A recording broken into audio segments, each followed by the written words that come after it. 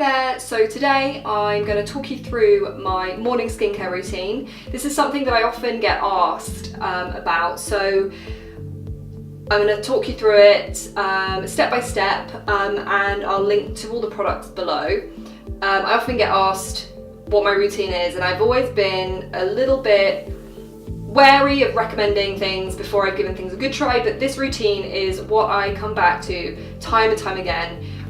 It just works for my kind of skin type, which is polycystic ovary, that kind of very kind of high androgen, oily, large pores, yeah, very prone to kind of cystic acne, especially around the jaw and chin line. So that's my sort of skin type, and this is the sort of skincare routine that I think if you're suffering with a big acne flare-up, then you know, or persistent chronic acne that, you know, just came up when you started puberty and just doesn't seem to have left you, even though you're in your 20s or 30s now. So this is definitely, you know, my go-to routine for keeping my skin really clear and healthy. So let's get started.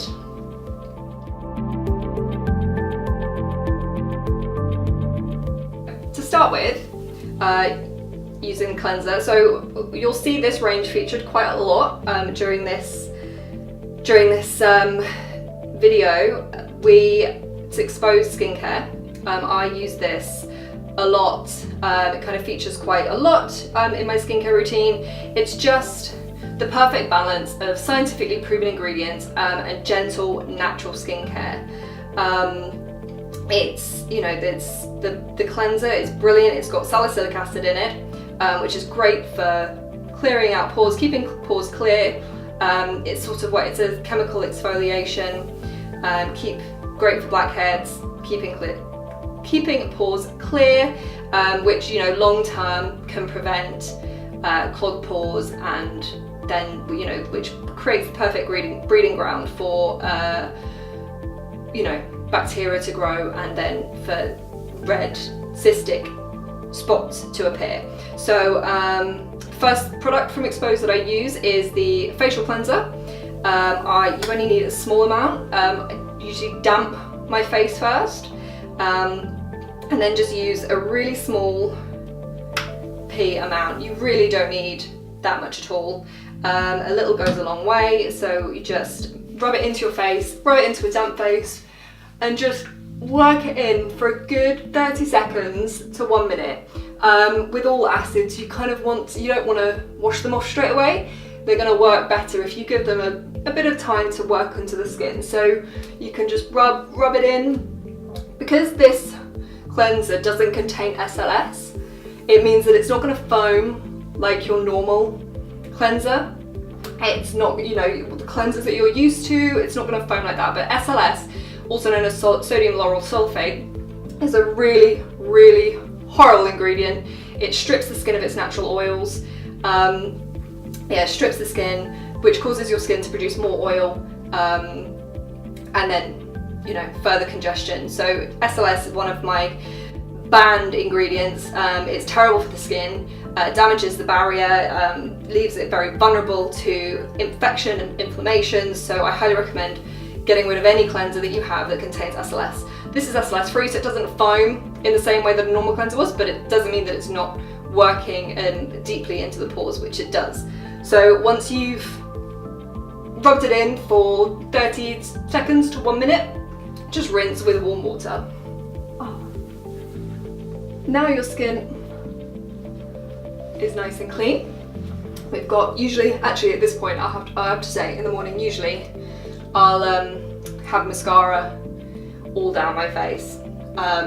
You know, no matter how much I try to wipe mascara off, it just never comes off. So my, you know, staple makeup remover is the Balance Me Flash Cleanse Micellar Water. So I would just use a cotton pad with, you know, with a nice pump, and at this point in my routine I would usually kind of remove any of the kind of mascara that I hadn't got off from the night before, because it just, you know, I could spend hours taking my mascara off and I'd still have it all around my eyes in the next morning. So that's just how it goes. Anyway, so once you've done that cleanse, I then move on to a second exposed product.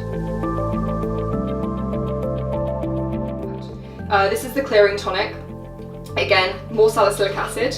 The way this works, I know it sounds like it's quite harsh using multiple products with salicylic acid in it, but it's quite a low percentage. It's only 1% in this one and 0.5% in this. So they are quite low dose, which is great because, you know, I find that it's better, you know, low and slow rather than putting something extremely harsh and aggressive on your skin.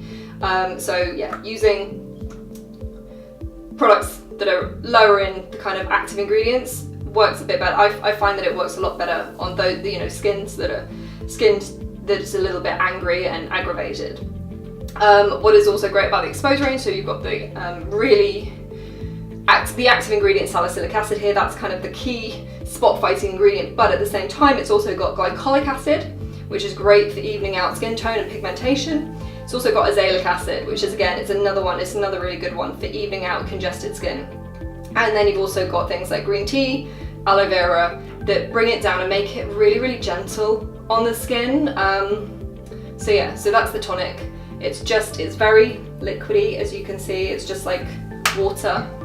And then what I'll do is I'll just pat that into my skin, all over, all under the jaw, anywhere that you sort of really struggle with.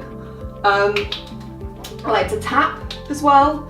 Tapping helps increase circulation to the skin, which is great. You know, more blood means more healthy oxygen to the skin, quicker healing, and get rid of those sort of pesky blemishes and, you know, annoying pigmentation that seems to, you know, stay around for, I don't know, if you're like me, like, feels like months that my pigmentation just will not leave. Anyway, so once all that's tapped in, right, the next product we move on to is the Face Theory Super Gel Moisturizer. Again, it's moisturizer, but it is oil free. It contains aloe vera, which is great for repairing the skin. It's really calming. So yeah, we like aloe vera, and that's what this is primarily made out of. And then you've also got green tea extract, which green tea extract is a fab ingredient for reducing sebum production. Studies have actually shown that green tea over the course of, I think it's 8 weeks, reduce sebum production by 60%. So if you've got oily skin, green tea extract is definitely an ingredient you want to look out for. Green tea, it's also got niacinamide. Niacinamide is also known as vitamin B3. That's really good for controlling breakouts as well. And obviously vitamin C. Vitamin C is great for pigmentation. So this little moisturizer is amazing. You know, I absolutely love it. I have bottles of it stashed away because I couldn't ever live without it. And yeah, I use this quite sparingly, 2 pumps of this because it just feels so good on the skin. And then just a grand combination of massaging, tapping, and just letting your skin drink up all those amazing ingredients that are going to really help not only fight acne, but just, you know, heal your skin from the after effects of acne. You know, clogged pores and blackheads, you know, all those ingredients are going to help control that. They're going to help calm down existing breakouts, and they're going to help speed up the healing. So, you know, all these ingredients are kind of working at every single stage of the spot formation process, which, you know, in theory means that over time you can start breaking the cycle and you can start actually sort of seeing breaks in the way that your spots are being, the way your spots are coming out. So, you know, as with everything, I say this to all my followers all the time, you can't just expect to use these products and in a week everything will be better. The spot has a life cycle of about 100 days, so, you know, you need to be giving things at least 3 months before you sort of start wondering whether they're good for you or not. So just bear that in mind. If you're going to start something different, just be mindful that you have to commit to it. If you don't commit to it, then is there really any point in starting it in the first place? Because guaranteed you won't get the results that you want, and you'll just spend this whole, you just spend forever just searching, moving, jumping on to the next thing, without giving anything a good, decent amount of time. Okay, so after I've used the Face Theory Super Gel Moisturiser, I then go on to what a lot of you are going to start freaking out about. It's sun protection. So sun protection is really important, but at the same time it can be so scary. Like I've been there, absolutely terrified of anything sun cream.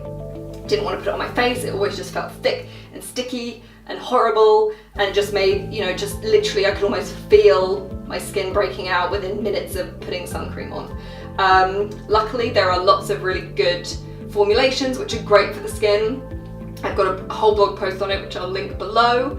But I'm finding, what I used this summer, I used the Juice Beauty SPF 30 oil-free moisturiser.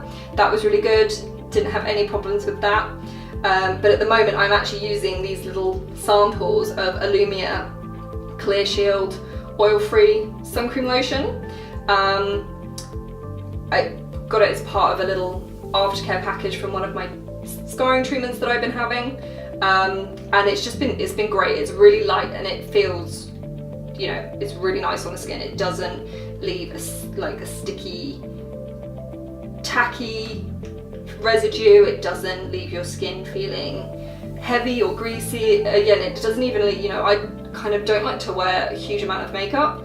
I find that makeup just doesn't look that great on me, especially foundation. So it's really, a lot of the moisturizers that or sun creams that I was using on my skin, while they weren't kind of clogging my pores, they were leaving quite a shiny finish, which I didn't really like, because I felt like I would need to put a bit of, even if it was just translucent powder, I'd need to sort of mattify my face after, which isn't ideal.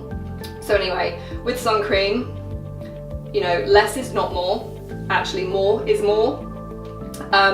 You can't, it's something crazy, like if you don't put enough sun cream on, then the SPF protection drops down extortionately. It's crazy. It's something like an SPF 30, if you don't put on the right amount, it'll go down to like an SPF 8 or something. So really make sure that you are applying enough sun cream for it to be effective. Not only sun cream, not only will sun cream help stop you from aging prematurely, it will also help with pigmentation. It will stop scar, and I know that we all like to go out in the sun and get our tan because it temporarily makes the scars kind of look a little bit less obvious, but long term it's just not worth it, and unfortunately when you realize that it's not been worth it, it's obviously too late and the damage has already been done to your skin, and it's very hard to reverse sun damage even with expensive like sort of cosmetic procedures. So just find a sun cream that works for you and just love it, and just wear it every day, especially when you're using products that have things like salicylic acid or glycolic acid. All these are kind of they work to like exfoliate the skin and remove the dead skin cells, so you've got like beautiful fresh skin, and you don't want to be exposing that fresh, new, healthy skin to strong UV rays. So just bear that in mind, that it's, while right now you might be thinking that it's not something you need to worry about, trust me, in 10 years time you will regret not wearing sun lotion or some sort of sun protection on your face on a daily basis. So just make sure it's all over, including your eye area. Your eye area is so thin and delicate.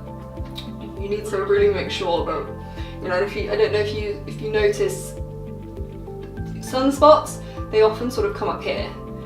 That's where they sort of first start to appear, where the skin is really thin and delicate. So just, make sure you're getting protection absolutely everywhere.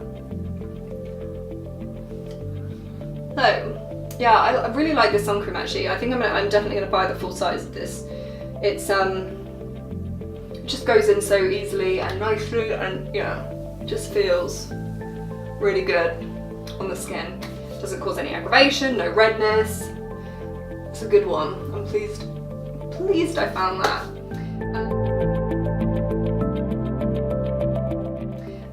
So then finally, this is the final step. It's another exposed product. It is the benzoyl peroxide acne treatment serum.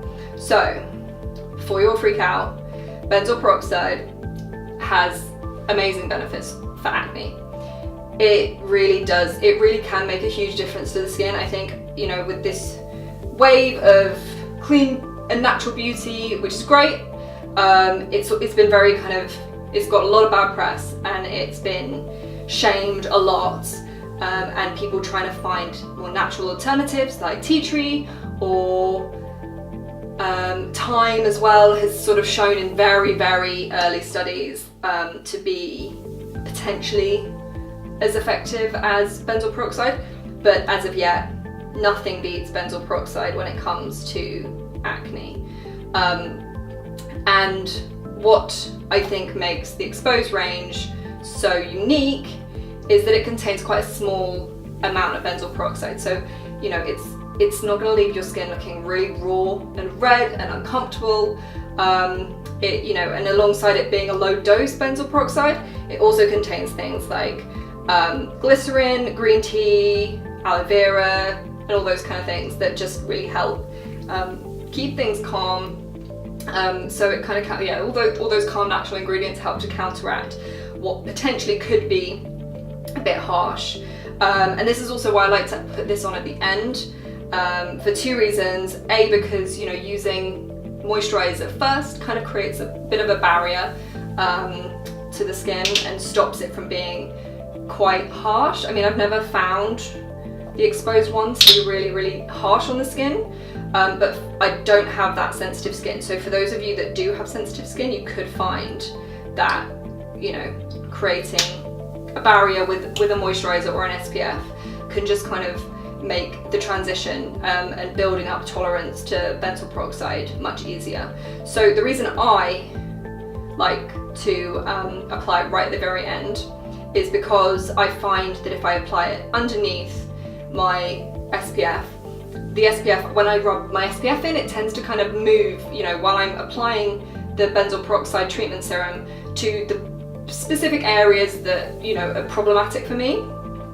When I put the moisturiser over top, it kind of pushes it around, and I have noticed that sometimes I'll get a little bit of like tight redness a bit around my eyes where I've obviously pushed the benzoyl peroxide serum and massaged it further into the areas of skin that don't need benzoyl peroxide treatment, and it can sort of start to be a little bit irritating. So I like to, you know, apply mine again, just a little pea size. You don't need that much at all.